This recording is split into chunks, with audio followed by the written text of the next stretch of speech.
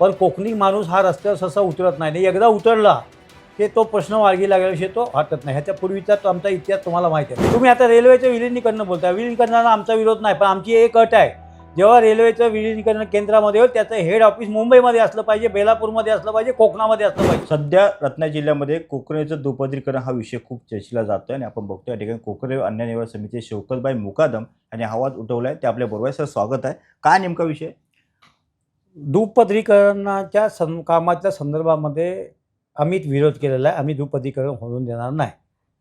भूमिका आमची अशी आहे की आता एक पदरीकरण चालू असताना आम्हाला जे काही तुम्ही लेखी पत्र दिले, जे काही आमचे प्रश्न आहेत, आमचा प्रश्न चिपळूण दादर पॅसेंजर गाडी चालू झाली पाहिजे.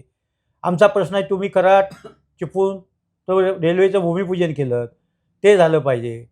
या ठिकाणी सगळ्या गाड्या तुम्ही पाणी भरायला थांबवत आहे आणि आम्हाला बसायला देत नाही, उतरायला देत नाही. दरवाजे बंद करून आमची जागा घेत आहे, आमचं पाणी घेत आहे, आमचं सगळं घेत आहे. मग आमच्या ज्या मागण्या त्याच्याकडे तुमचं दुर्लक्ष काय? भरतीचा प्रश्न आहे. भरतीमध्ये तुम्ही आता भरती करत असताना आमची मागणी होती ज्याला घेतलं त्याचं नाव टाका. तुम्ही नंबर टाकताय, त्याच्यामुळे आमच्या लक्षात येत नाही की हे परपर्यंत ते घेतले की कोकणातले घेतले. तुम्ही आता रेल्वेचं विलिनीकरण बोलताय. विलिनीकरणाला आमचा विरोध नाही, पण आमची एक अट आहे. जेव्हा रेल्वेचं विलिनीकरण केंद्रामध्ये होईल त्याचं हेड ऑफिस मुंबईमध्ये असलं पाहिजे, बेलापूरमध्ये असलं पाहिजे, कोकणामध्ये असलं पाहिजे. हे जर ऑफिस तुम्ही जर विलिनीकरण झालं आणि हे जर ऑफिस तुम्ही जर उत्तर प्रदेश बिहार तिकडे नेलं तर आमच्या कोकणी माणसाचं सगळं अस्तित्व गायब होईल त्याच्यामध्ये. मग तुम्ही ते कोकरेला नाव कशासाठी ठेवलं आहे?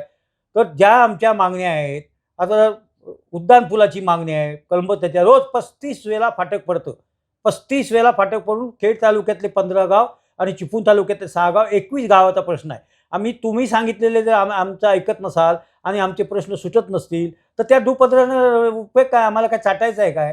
त्या त्यांची मागणी योग्य आहे असं अनेक जण म्हणतात. याचं कारण असं आहे की आपण रोहापर्यंत प्रवास केला तर फास्ट होतं.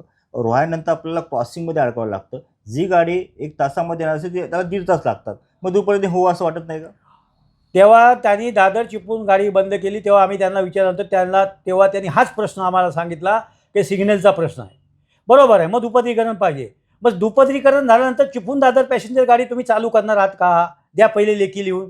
दुपदरीकरण का 3 पदरीकरण करा. आरक्षण 1 मिनिटाच्या आतमध्ये आरक्षण फुल होतं. तिथं आम्ही 2 वर्षापूर्वी चिपळूणच्या रेल्वे स्टेशनला रात्री 2 वाजता आम्ही गेलो होतो. आता एक माणूस जर आज उभा असेल रिजर्वेशन करायला कॉम्प्युटर चालू झाल्यानंतर तर दुसऱ्या दिवशी तोच माणूस उभा कसा असतो? तो दुसरा प्रवासी असले पाहिजे ना. म्हणजे याच्यामध्ये कुठेतरी ब्लॅक होते, कालाबाजार होतोय.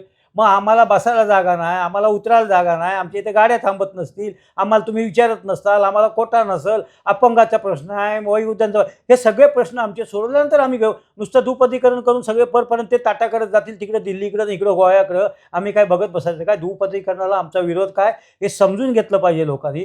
जेव्हा मी आंदोलनं केली सुपरफास्ट गाड्या या ठिकाणी थांबल्या पाहिजेत तेव्हा 5% लोकांनी मला नावं ठेवली की सुपरफास्ट गाडी कसली, ती फास्टच जायला पाहिजे. अरे फास्ट जायला पाहिजे ना, कशी फास्ट जायला पाहिजे? नंतर मग लोकांच्या लक्षात आलं की सुपरफास्ट गाडी ही चिपळूणच्या जंक्शन रेल्वे स्टेशनवर थांबली पाहिजे म्हणजे आपल्याला बसायला मिळेल. आणि ज्यांनी नावं ठेवली 5% लोकांनी तेच लोकांनी आमचा सत्कार केला. एक महत्त्वाची बातमी आपल्या समोर येते. शौकतबाई मुकादम यांनी आवाज उठवला त्यानंतर दादर चिपळूण गाडी सुरू होते. काय सांगा? मी सांगितलं दुपदरीकरणाचं काम होऊन देणार नाही. नाही म्हणजे नाही. सगळी चिपळूणची जनता माझ्यावर आहे, सर्व राजकीय पक्षाचे लोक आमच्यावर आहेत. आमचा हा कोकणातला प्रश्न आहे, आमच्या अस्तित्वाचा प्रश्न आहे. त्याबद्दल त्यांची हालचाल चालू झाली आणि आता सगळ्या टीव्हीवर मीडियावर बातम्या आलेल्या आहेत आणि आम्हाला त्यांनी सांगितलं की दादर चिपळूण आम्ही गाडी स्वतंत्र चालू करणार. म्हणजे ही जेव्हा आम्ही आवाज उठवला दुपदरीकरणाचा तर चिपळूणच्या जनतेचा आवाज आहे. मागणी मान्य करावी लागली. अशा पद्धतीचे प्रश्न सोडवून घेण्यासाठीच हा आमचा लढा आहे.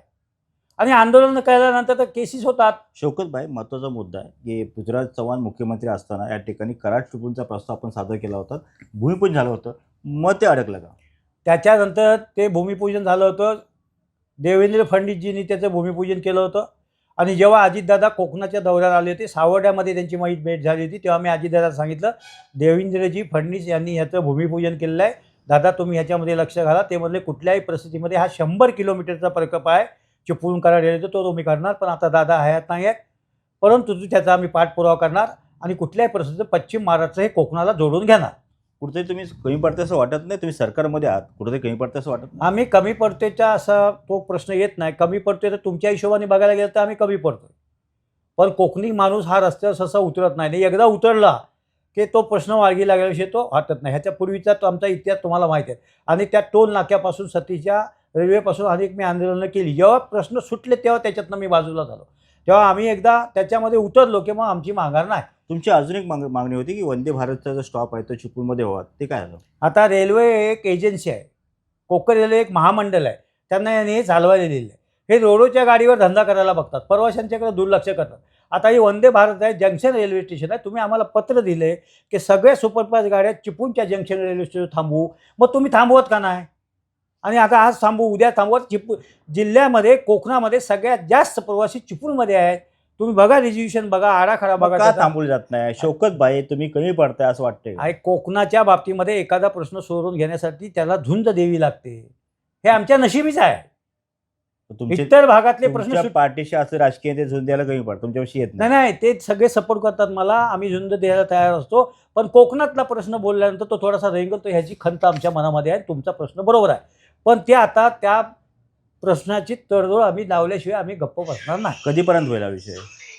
आता आम्ही आत्ता जे आमचं आंदोलन आहे, हे आंदोलन आम्ही रायगड, रत्नागिरी, सिंधुदुर्ग आणि कराड हे 4-5 जिल्हे एकत्र घेऊन त्या सगळ्या पक्षातल्या राजकीय लोकांच्या नेत्यांशी कार्यकर्त्यांची माझी चर्चा चालू आहे. आणि रत्नागिरीवरून यायला आणि मुंबईवरून यायला आणि रत्नागिरी मुंबईला जायला, चिपळूण मुंबईला जायला, या स्वतंत्र या 3 जिल्ह्यासाठी गाड्या असल्या पाहिजेत. आणि चिपळूण कराडचा जो विषय आहे, ते कराडच्या लोकांशी माझी चर्चा चालू आहे. हे आम्ही 4-5 जिल्ह्यातले लोक एकत्र येऊन पक्षविरहित आंदोलन आम्ही करणार आहोत, कारण आमचे कोकणातले प्रश्न सुटले पाहिजेत. कोकणाचे प्रश्न सोडवण्यासाठी पक्षविरहित आंदोलन आम्ही लवकरच करणार आहोत, अशी प्रतिक्रिया या ठिकाणी शौकतबाई मुकादम यांनी दिली आहे. कॅमेरामॅन साहिल शेखसह निसार शेख, नवराष्ट्र चिपळूण.